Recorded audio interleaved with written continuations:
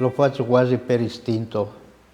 È una grande passione, ho lavorato sempre alla notte più che altro. Il giorno lavoravo una vita normale, piastrellista, muratore, e alla sera mi divertivo praticamente a fare questo, lavorare i sassi, la creta, il bronzo. Durante il giorno pensavo cosa fare alla sera.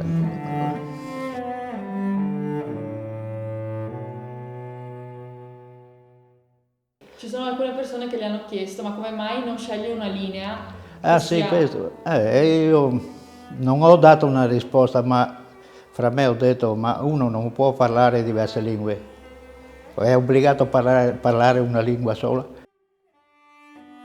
11 fratelli e io sono il 10º.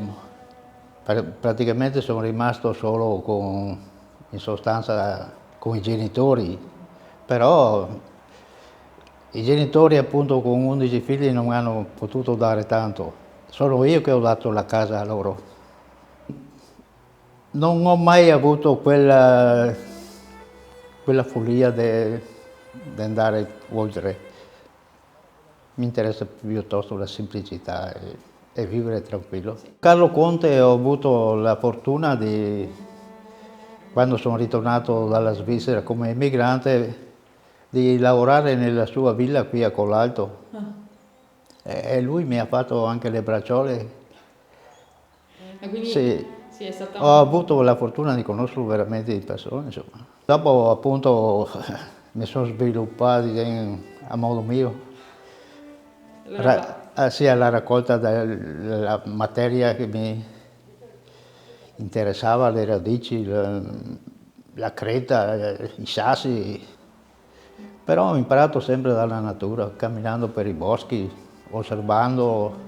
Una gran parte conservare la natura perché quella è più sincera di tutto, secondo me.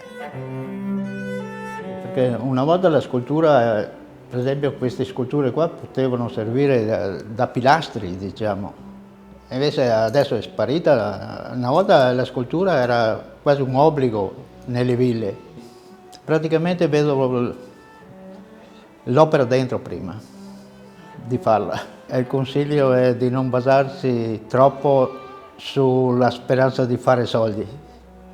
Prima un lavoro e poi l'arte può svilupparla alla sera, nel momento più, invece di perdere il tempo col telefonino, è meglio modellare un pezzo di creta piuttosto.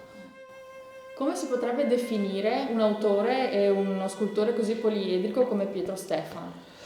Non lo so perché è veramente un grande, da quando io l'ho conosciuto che abbiamo fatto e che mi ha ricordato di fare alcune opere su vicende tragiche successe sulla Grande Guerra, ci siamo voluti subito bene, voglio dire, ecco.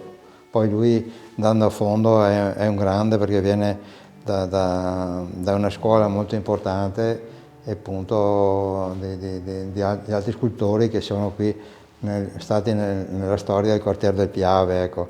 Però lui è un'altra cosa, lui lavora la pietra, lavora il legno duro, eccetera. Quando sbagli col scalpello devi buttare via l'opera. Quindi ricordare Carlo Conte qui nel quartiere del Piave, questo è importante, lui viene dalla scuola di Carlo Conte, ecco, questo è i grandi personaggi che sono passati qui da noi sul quartiere del Piave.